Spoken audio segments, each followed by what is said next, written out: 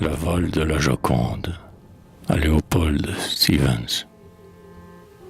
Dès qu'il sut que la Joconde, la merveille sans seconde, du Louvre avait disparu, Lépine, avec sa cohorte, de sbires de toutes sortes, aussitôt est accouru.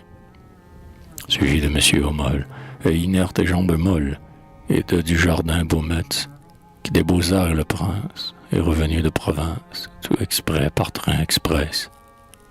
Et puis ce fut Bénédicte, et quand toute cette élite, y compris Steg et Gamard, fut devant le panneau vide, elle demeura stupide, tardant des yeux de Homère.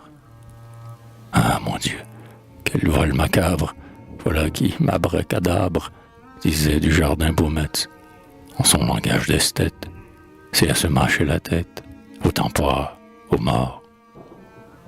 Je le dis sans réticence, c'était de la quintessence, de peinture, affirma Steg. Cette Joconde maudite, fichtre, ajoutait Bénédicte, vous pouvez dire un lied big. Eh, monsieur, leur dit Lépine, ce vol aussi me chagrine, mais nous gémirons plus tard.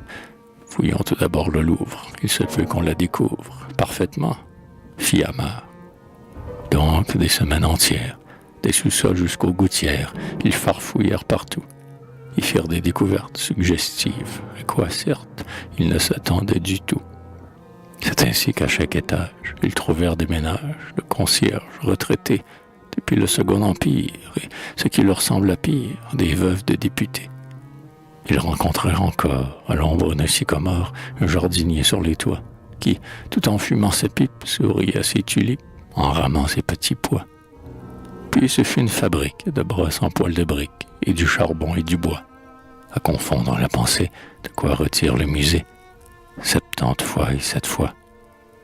Enfin, au comble des combles, ils notèrent sous les combles, entre autres objets divers, tels ceux de la foire aux puces, émis des chaussettes russes, des tableaux mangés au verre. De Joconde, nulle trace. Ils allaient quitter la place, quand ils virent tout à coup le cadre de cette lise. Oh, dit Amar, bonne prise, nous n'aurons pas perdu tout.